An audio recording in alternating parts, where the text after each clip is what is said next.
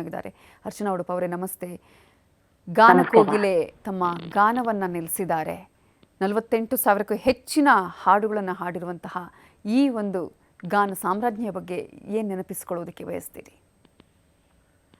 ನೆನಪಿಸ್ಕೊಳ್ಳೋದಕ್ಕೆ ಅಂದರೆ ಪುಂಖಾನುಪುಂಖವಾಗಿ ಅವರ ನೆನಪುಗಳು ಬರ್ತವೆ ನನಗೆ. ನಾನು ಸರಿಗಮಪ ಕಾರ್ಯಕ್ರಮ ನಾನು ಆಂಕರ್ ಮಾಡ್ತಾ ಇದ್ದೆ 3-4 ಸೀಸನ್, ಬಹುಶಃ ಒಂದು 10-12 ವರ್ಷಗಳ ಹಿಂದೆ. ಅವಾಗ ಒಂದು ಇಡೀ ಸೀಸನ್ ಜಾನಕಿ ಅಮ್ಮ ಜಡ್ಜ್ ಆಗಿ ಬಂದಿದ್ರು. ಬಟ್ ಮಕ್ಕಳನ್ನ ನಾನು ಜಡ್ಜ್ ಮಾಡಲ್ಲ, ನಾನು ಜಡ್ಜ್ ಅಲ್ಲ, ನಾನು ಅವ್ರ ಹಾಡನ್ನ ಕುತ್ಕೊಂಡು ಎಂಜಾಯ್ ಮಾಡ್ತೀನಿ, ಅವರಿಗೆ ಶಭಾಷಿ ಹೇಳ್ತೀನಿ ಅಷ್ಟೇ ನಾನು ಮಾಡೋದು ಅಂತ ಹೇಳ್ತಿದ್ರು.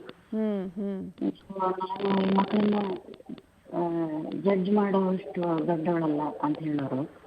ಅದು ಅವ್ರ ದೊಡ್ಡತನ ತೋರ್ಸುತ್ತೆ. ನಿಜ. 6 ತಿಂಗಳು ಎಷ್ಟು ಒಳ್ಳೆಯ ಸಮಯ ಕಳೆದಿದ್ದೇನೆ ಅವ್ರ ಜೊತೆ. ಅಂದ್ರೆ ಒಂದು ಮಗುವಿನಂತ ಮನಸ್ಸು, ಇನ್ನೊಂದು ತಾಯಿಯ ವಾತ್ಸಲ್ಯದ ಹೃದಯ ಅವ್ರದ್ದು.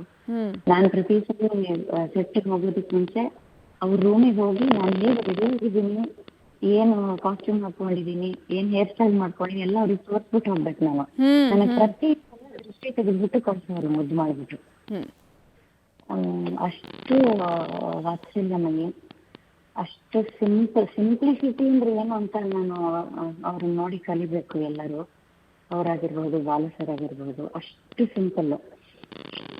ಆಮೇಲೆ ಈಗ ಕೆಲವು ತಿಂಗಳ ಹಿಂದೆ, ಕಳೆದ ವರ್ಷದ ಬಹುಶಃ ಕೊನೆಯಲ್ಲಿ ಅಂತ ಕಾಣುತ್ತೆ, ನಾನು ಹೋಗಿದ್ದೆ ಮೈಸೂರಿಗೆ. ನಾನು ಸುಧಾರಾಣಿಯವರು ಮೈಸೂರಿಗೆ ಹೋಗ್ಬಿಟ್ಟು ಅವ್ರನ್ನ ಭೇಟಿ ಮಾಡಿ ಒಂದು 2 ಗಂಟೆಗಳ ಕಾಲ ನಾನ್ ಸ್ಟಾಪ್ ಹರಟೆ ಹೊಡೆದು ಅವ್ರ ಹಾಡನ್ನ ಅವರೆದುರಿಗೆ ಹಾಡಿ ಅವ್ರ ಹತ್ರ ಮತ್ತೆ ಮುದ್ದು ಮಾಡಿಸ್ಕೊಂಡು ಬಹಳ ಒಳ್ಳೆ ಸಮಯ ಕಳೆದು ಬಂದಿದ್ದು. ಅವ್ರ ಮಗ ಹೋದ ನಂತರ ಮತ್ತೆ ಹೋಗಿ ಅವ್ರನ್ನ ಭೇಟಿ ಮಾಡ್ಬೇಕು ಅಂತ ಅನ್ಕೊಳ್ತಾ ಇದ್ದೆ. ಅಷ್ಟರಲ್ಲಿ ನನ್ನ ದೇವರೇ ನಮ್ಮನ್ನೆಲ್ಲರನ್ನು ಬಿಟ್ಟು ಹೋಗ್ಬಿಟ್ರು. ಅವ್ರ ಹಾಡುಗಳನ್ನೇ ಕೇಳ್ಕೊಂಡು ಹಾಡ್ಕೊಂಡು ಬೆಳೆದವಳು. ಬಾಲಸರು ಮತ್ತೆ GVS ಅವರೆಲ್ಲ ನಂಗೆ ಜೂನಿಯರ್ ಜಾನಕಿ ಅಂತಾನೆ ಕರೀತಾ ಇದ್ರು. ಅಷ್ಟು ನಾನು ಅವ್ರನ್ನ ಫಾಲೋ ಮಾಡ್ತಾ ಇದ್ದೆ, ಅಷ್ಟು ಅವ್ರ ಹಾಡುಗಳನ್ನು ಹಾಡ್ಕೊಂಡು ಬೆಳೆದವಳು ನಾನು. ಒಂಥರ ನಮ್ಗೆ ನನ್ನ ತಲೆ ಆಕ್ಚುಲಿ ಕೆಲಸ ಮಾಡೋದು ನಿಲ್ಸಿದೆ. ಯಾವತ್ತಾದ್ರೂ ಅವ್ರ ಹತ್ರ ಸಲಹೆಗಳನ್ನು ಕೇಳಿದ್ದು ನೀವು, ಈ ಥರ ಹಾಡುಗಳನ್ನ ಹಾಡಿದ್ದು, ಅಥವಾ ಅವರು ನಿಮಗೆ ಈ ಸಲಹೆ ಕೊಟ್ಟಿರೋದು ಮಾತನಾಡುವಂಥ ಸಂದರ್ಭ? ಯಾಕಂದರೆ ಅವ್ರು ಅನೇಕರಿಗೆ ಹೇಳ್ತಾ ಇದ್ರು, ಅಂದರೆ ನೀವು ಎಷ್ಟು ಚೆನ್ನಾಗಿ ಹಾಡ್ತೀರಿ ಅಂತ ಅವ್ರು ಹೇಳ್ತಾ ಇದ್ರು ಹೊರತು ಯಾರಿಗೂ ಕೂಡ ಡಿಸ್ಕರೇಜ್ ಮಾಡಿದವರಲ್ಲ ಅಂತ ಹೇಳಿ.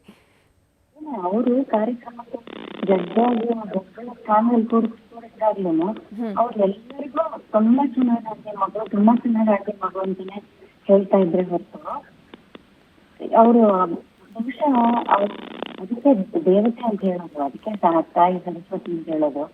ಅವ್ರಿಗೆ ಯಾರಲ್ಲೂ ಏನೋ ಕೆಟ್ಟದಾಗ್ಲಿ ಹೊಲಕಾಗ್ಲಿ ಏನೋ ತಾಡ್ತಾನೆ ಇರ್ಲಿಲ್ಲ. ಬರೀ ಗುಡ್ ಥಿಂಗ್ಸ್ ಅಬೌಟ್ ಎವ್ರಿಬಡಿ. ನಾನು ಜಯಗೌರಿ ಜಗದೀಶ್ವರಿ ಹಾಡಿದೆ, ಅಂದ್ರೆ one of her most difficult song ಅದು. ಅದನ್ನ ಅವ್ರ ಎದುರಿಗೆ ಹಾಡಿದ್ರೆ ಹೆದರ್ಕೊಂಡು ಹಾಡಿದೆ.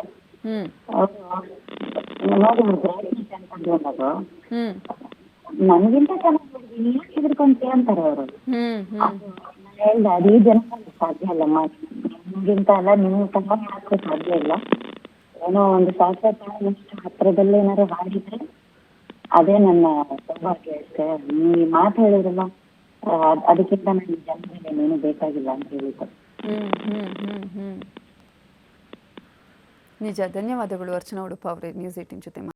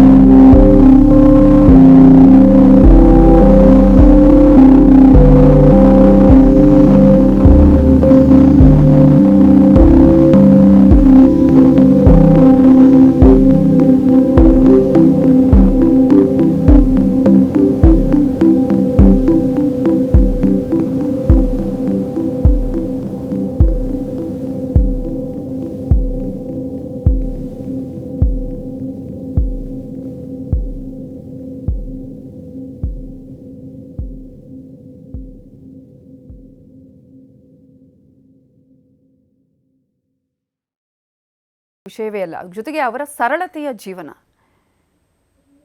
ಹೌದು, ಅದು ಬಹಳ ನೀವು ಹೇಳಿದ ಮಾತು ಬಹಳ ಮುಖ್ಯ. ಅಂದ್ರೆ ಇಷ್ಟೆಲ್ಲ ಸಾಧನೆ ಮಾಡಿ ಅವರೆಲ್ಲರೂ ಯಾವುದೇ ರೀತಿಯಾದಂತ ನಾಯ್ಸ್ ಕ್ರಿಯೇಟ್ ಮಾಡಲಿಲ್ಲ. ಅಂದ್ರೆ ನೋಡಿ ನಾನು ಹಿಂಗ್ ಮಾಡಿದೀನಿ ಹಂಗ್ ಮಾಡಿದೀನಿ ಅಂತ. ಅವರವರ ಕಾಯಕ ಏನಿತ್ತು, ಏನು ಕೆಲಸವಿತ್ತು ಅದನ್ನ ಮಾಡಿ ಎಷ್ಟು ಪ್ರಶಾಂತವಾದ ಒಂದು ಜೀವನ ಇವತ್ತು ದಿನ ನಮ್ಮನ್ನ ಅಗಲಿದ್ದಾರೆ. ಆದ್ರೆ ನೀವು ಹೇಳಿದಂಗೆ 48,000 ಅಂದ್ರೆ ಅದೇನು ತಮಾಷೆನ ಮೇಡಮ್. ಯಾಕಂದ್ರೆ ಒಬ್ಬ ಮನುಷ್ಯ 100 ವರ್ಷ ಬದುಕಿದ್ರೆ 36,000 ದಿನ ಅಷ್ಟೇ ಬದುಕಲಿಕ್ಕೆ ಸಾಧ್ಯ. ಸೊ 36,000 ದಿನ ಬದುಕಿದ್ರೆ 100 ವರ್ಷ ಬದುಕ್ತಂಗೆ. ಆದ್ರೆ ಇಲ್ಲಿ 48,000 ಹಾಡು ಅಂದ್ರೆ ಅದು ನಿಜಕ್ಕೂ ಅದೆಲ್ಲ ಒಂದು ಭಗವಂತನ ಪ್ರೇರಣೆ, ಭಗವಂತನ ಒಂದು ಲೀಲೆ ಅಂತ ಹೇಳ್ಬೋದು ಅಷ್ಟೇ. ನಿಜ ನಿಜ ನಿಜ. ಈಗ ಪ್ರತಿಯೊಂದು ಅವ್ರು ಹಾಡಂತ ಪ್ರತಿಯೊಂದು ಹಾಡು ಕೂಡ ನಮಗೆ ಆ ಹಾಡನ್ನು ಕೇಳಿದಾಗ ಅದು ಪ್ರತಿಯೊಂದು ಲೈನ್ ಕೂಡ ನಮಗೆ ಬರ್ತಾ ಇರುತ್ತೆ. ಅವರ ಆ ಒಂದು ವಾಯ್ಸ್ ನಮಗೆ ಕೇಳ್ತಾ ಇರುತ್ತೆ. ನೀವು ಮೊದಲ ಬಾರಿಗೆ ಕೇಳಿದಂತಹ ಸಂದರ್ಭದಲ್ಲಿ ನಿಮ್ಗೆ ಆದಂತಹ ಫೀಲ್ ಬಗ್ಗೆ? ಈಗ ನಮ್ಗೆಲ್ಲ ಏನಂದ್ರೆ ಮೇಡಮ್, ಈಗ ನಾನ್ ಮೈಸೂರಲ್ಲಿ ಹುಟ್ಟಿ ಬೆಳೆದಿದ್ದು.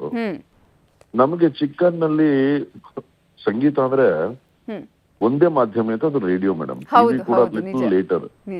ಟಿವಿ ಕೂಡ ನನಗೆ ನಾನು 7 ಅಥವಾ 8ನೇ ವಯಸ್ಸಲ್ಲೇ ನನಗೆ ಟಿವಿ, ನಮ್ಮ ಚಂದನ ಟಿವಿ ಬಂದಿದ್ದು.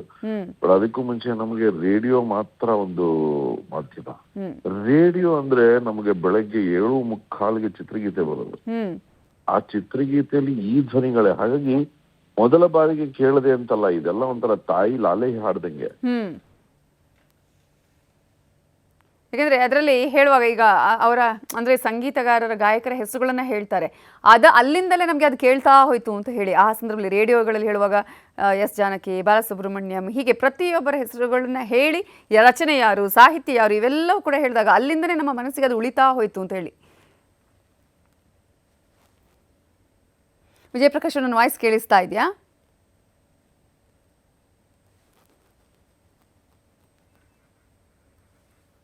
ಓಕೆ, ವಿಜಯ್ ಪ್ರಕಾಶ್ ಅವರನ್ನು ಮತ್ತೆ ಸಂಪರ್ಕ ಮಾಡುವಂಥ ಪ್ರಯತ್ನ ಮಾಡೋಣ. ಈಗಾಗಲೇ ಪ್ರತಿಯೊಬ್ಬ ಗಾಯಕರು ಹೇಳುವಂತಹ ಮಾತು ಇದೆ.